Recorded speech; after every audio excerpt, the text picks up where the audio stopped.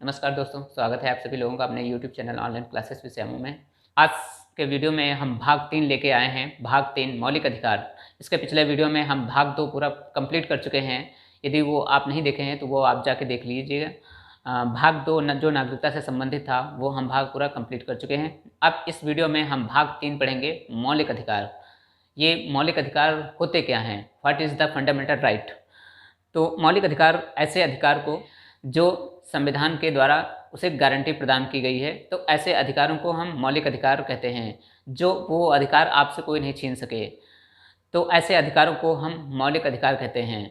तो अब इनको थोड़ा समझते हैं कि मौलिक अधिकार क्या होते हैं। अब देखिए, मौलिक अधिकार जो हमारा चैप्टर है, ये मोस्ट इम्पॉर्टेंट चैप्टर है।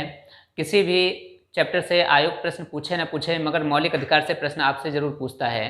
तो आप कोई भी एग्ज़ाम देख लीजिएगा, छोटे एग्ज़ाम से लेकर बड़े एग्ज़ाम तक, कोई भी आप एग्ज़ाम उठा के थोड़ा देखिएगा, किसी भी आपको चैप्टर से प्रश्न देखने को मिले ना मिले, मगर मौलिक अधिकार से प्रश्न आपको जरूर देखने को मिला होगा, 1 या 2 नंबर का।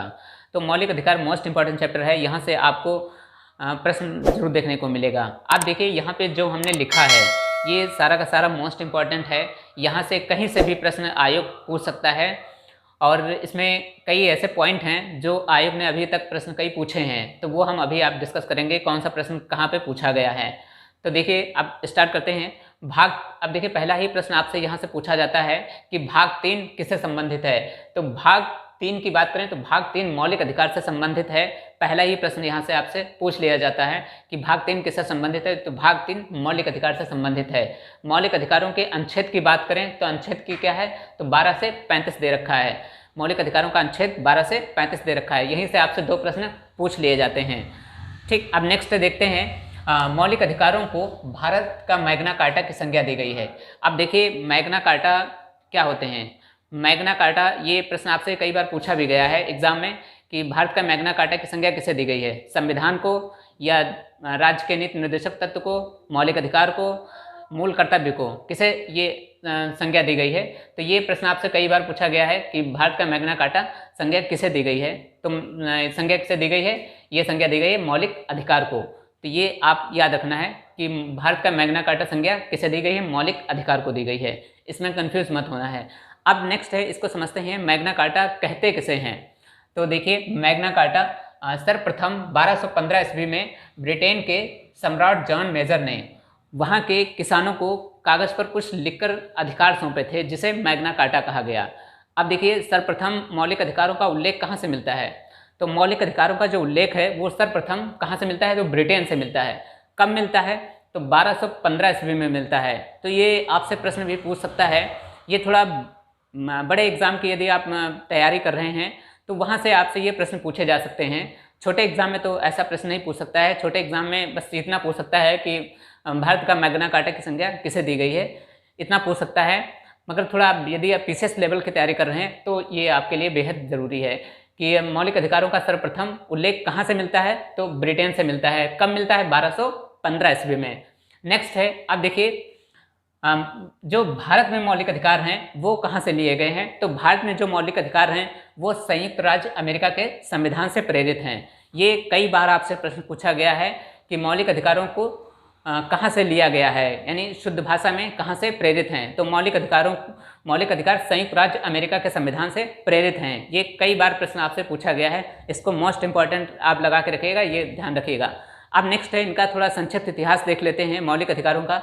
तो मौलिक अधिकारों को जो संक्षिप्त इतिहास है, सर्वप्रथम मौलिक अधिकारों की मांग, ये आपसे किसी पीसीएस पेपर में पूछा गया है, शायद उत्तराखंड पीसीएस पेपर में हमने देखा है ये प्रश्न। सर्वप्रथम मौलिक अधिकारों की मांग किसने की, तो बाल गंगाधर तिलक ने की। इन्होंने एक अपना विधेयक तैयार किया था, स्वराज हमारा जन्मसिद्ध अधिकार है। तो इन्होंने उस विधेयक में इन्होंने अपने मौलिक अधिकारों की मांग की थी। कब मांग की थी, तो 1895 ईस्वी में मौलिक अधिकारों की मांग की थी। तो इसमें मौलिक अधिकारों का उल्लेख मिलता है। नेक्स्ट है, दूसरी रिपोर्ट आती है मोतीलाल नेहरू 1928 ईस्वी में। इसमें भी कुछ मौलिक अधिकारों का उल्लेख मिलता है। तो मोतीलाल नेहरू जो रिपोर्ट आती है 1928 ईस्वी में, इसमें भी मौलिक अधिकारों का उल्लेख मिलता है। फिर तीसरा आता है कांग्रेस का कराची अधिवेशन 1931 ईस्वी में। इसमें भी मौलिक अधिकारों का उल्लेख आपको देखने को मिलता है। नेक्स्ट है, अब इसमें 2 इम्पॉर्टेंट हैं। पहला तो आपसे मौलिक अधिकारों की मांग किसने की? बाल गंगाधर तिलक ने। कब की? तो 1895 ईस्वी में की। किस विधेयक में की? तो स्वराज विधेयक में की। नेक्स्ट है, फिर दूसरी रिपोर्ट आती है मोतीलाल नेहरू रिपोर्ट। कब? 1928 ईस्वी में। इसमें भी मौलिक अधिकारों का उल्लेख मिलता है। फिर तीसरी रिपोर्ट आती है कांग्रेस का कराची अधिवेशन 1931 ईस्वी में। इसमें भी कुछ मौलिक अधिकारों का उल्लेख मिलता है। नेक्स्ट है, देखते हैं मूल अधिकारों से संबंधित जो समिति के अध्यक्ष थे। देखिए, मूल अधिकार से जो संबंधित के उनके समिति के जो अध्यक्ष थे वो कौन थे? तो वो सरदार वल्लभ भाई पटेल थे। और उप समिति की बात करें, उप समिति के अध्यक्ष कौन थे? तो वो जेबीपी कृपलानी थे। यहाँ से आपके दो प्रश्न तैयार होते हैं। देखिए, मूल अधिकार से जो संबंधित के समिति के अध्यक्ष थे वो कौन थे? तो सरदार वल्लभ भाई पटेल थे। और उप समिति की बात करें तो जेबीपी कृपलानी थे। यहाँ से दो प्रश्न आपके बन सकते हैं। अब देखते हैं मौलिक अधिकारों की विशेषताएं क्या हैं। तो इनकी जो प्रकृति के है वो कैसी है? तो ये नकारात्मक प्रकृति है। अब देखिए, मौलिक अधिकार हमें कौन प्रदान करता है? मौलिक अधिकार हमें हमारा संविधान प्रदान करता है। तो ये राज्यों के विरुद्ध मिलते हैं। अब ये राज्यों के विरुद्ध क्यों मिलते हैं? जबकि राज्य हमें ऑलरेडी सारी सुविधा, रक्षा, सुरक्षा प्रदान कर रहा है, तो ये राज्यों के विरुद्ध क्यों मिलते हैं? फिर राज्य पर प्रतिबंध लगाने की क्या जरूरत है? देखिए, अब राज्य में हमेशा अमरेंद्र बाहुबली तो मिलेंगे नहीं। यदि अमरेंद्र बाहुबली आते हैं तब तो ठीक है, अगर कभी भल्लाल देव आ गए तब फिर क्या करेंगे? वो आप पे अत्याचार करना स्टार्ट कर देंगे। तो इसीलिए राज्य पर भी कंट्रोल करने के लिए उस पर एक भी दस्तावेज तैयार किया गया जिसे हम संविधान कहते हैं। अब राज्य भी संविधान के अनुरूप ही चल सकता है, राज्य भी संविधान के अनुरूप ही कार्य कर सकता है। तो इसीलिए ये राज्य के विरुद्ध मिलते हैं। नेक्स्ट है, अब इनका उद्देश्य क्या है? तो उद्देश्य क्या है? राजनीतिक लोकतंत्र की स्थापना करना। देखिए, मौलिक अधिकारों का उद्देश्य क्या है? राजनीतिक लोकतंत्र की स्थापना करना, ये मौलिक अधिकारों का उद्देश्य है। नेक्स्ट है, अब ये कैसे हैं? मौलिक अधिकार कैसे होते हैं? ये वाद्य योग्य हैं और न्यायोचित हैं। ये वाद्य योग्य और न्यायोचित क्या है? देखिए, सरकार कोई भी हो, वो आपसे यदि आपके वो अधिकार छीनना चाहती है, कोई भी विधेयक या कानून लाकर वो आपसे अधिकार छीनना चाहती है, वो आपके अधिकारों को कम करना चाहती है, तो उसके लिए आपको सुप्रीम कोर्ट या हाई कोर्ट से आपका संरक्षण प्राप्त है। यदि आप ऐसे सरकार, कोई भी सरकार है, वो आपके अधिकारों को छीनती है, वो आपसे अधिकार आपको कम करती है, तो उसके लिए आप सुप्रीम कोर्ट या हाई कोर्ट आप जा सकते हैं। इसके लिए आपको सुप्रीम कोर्ट और हाई कोर्ट से उसका संरक्षण प्राप्त है। ठीक, नेक्स्ट है, ये कैसे हैं? ये असीमित नहीं है। देखिए, मौलिक अधिकार असीमित नहीं है, मौलिक अधिकार मिलेंगे तो ये कुछ भी मौलिक अधिकार सीमित हैं, असीमित नहीं है।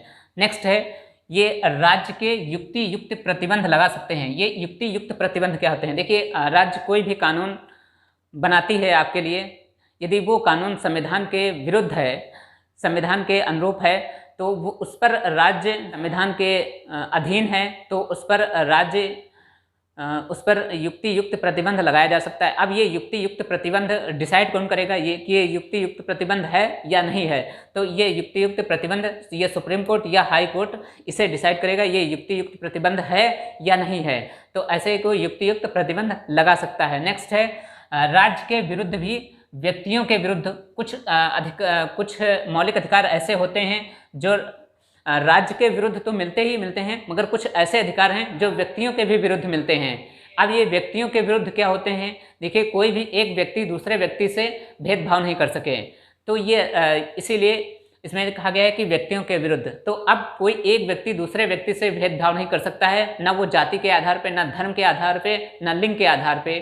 कोई भी व्यक्ति एक व्यक्ति से दूसरे व्यक्ति पे अधिकार ऐसे हैं जो सरकार कोई भी है कानून लाकर हमारे मौलिक अधिकारों को कम कर सकती है या हमसे अधिकार छीन सकती है, तो ऐसे अधिकारों को हम नकारात्मक श्रेणी में रखते हैं। और कुछ अधिकार ऐसे होते हैं जो सरकार हमारे उत्थान के लिए, नागरिकों के उत्थान के लिए, उनके उत्थान के लिए विशेष प्रयास करती है, तो ऐसे अधिकारों को हम सकारात्मक श्रेणी के उसमें रखते हैं। अब नेक्स्ट देखते हैं, वर्तमान में कुल 6 प्रकार के मौलिक अधिकार हैं। इस पर हमने एक नोट डाल के विशेष बात लिखी है। देखिए, प्रारंभ में 7 मौलिक अधिकार थे, जिसे संपत्ति के मूल अधिकार को अनुच्छेद 31 से हटाकर अनुच्छेद 300 में केवल विधिक अधिकार बना दिया गया है।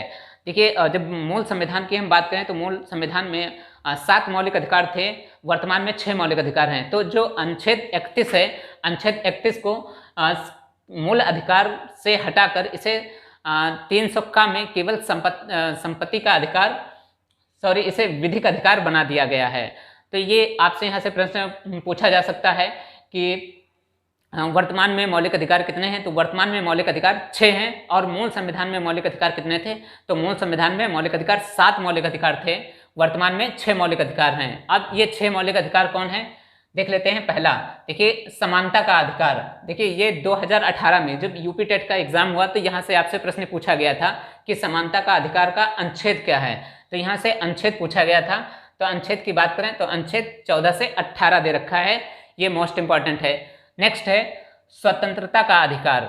नेक्स्ट है स्वतंत्रता का अधिकार का अनुच्छेद क्या है? 19 से 22। नेक्स्ट है शोषण के विरुद्ध अधिकार, अनुच्छेद 23 से 24। नेक्स्ट है धार्मिक स्वतंत्रता का अनुच्छेद 25 से 28। ये सारे मोस्ट इंपॉर्टेंट मौलिक अधिकार हैं। जो 6 आपके मौलिक अधिकार हैं ये सारे के सारे मोस्ट इंपॉर्टेंट, किसी न किसी एग्जाम में ये जरूर आपसे प्रश्न पूछे गए हैं। नेक्स्ट है शिक्षा एवं संस्कृति से संबंधित अधिकार, अनुच्छेद 29-30। नेक्स्ट है संवैधानिक उपचारों के अधिकार, अनुच्छेद 32। नेक्स्ट है देखिए ये प्रश्न कई बार एग्जाम में रिपीट हुआ है कि संवैधानिक उपचारों के अधिकार किस अनुच्छेद में मिलता है? तो अनुच्छेद 32 में मिलता है। अब देखिए हमारे जो मौलिक अधिकार हैं, मौलिक अधिकार 12 से स्टार्ट होते हैं और 35 तक जाते हैं। और यहाँ हमारा कहाँ से शुरू हो रहे हैं? यहाँ 14 से शुरू हो रहे हैं और कहाँ 32 पे खत्म हो रहे हैं। तो 11 और 12 है और 33, 34, 35 में क्या दे रखा है इसके बारे में भी हम पढ़ेंगे। तो पहले देखिए अनुच्छेद 12 में क्या लिख रखा है? तो अनुच्छेद 12 में देखिए, अनुच्छेद 12 में लिख रखा है राज्य की परिभाषा।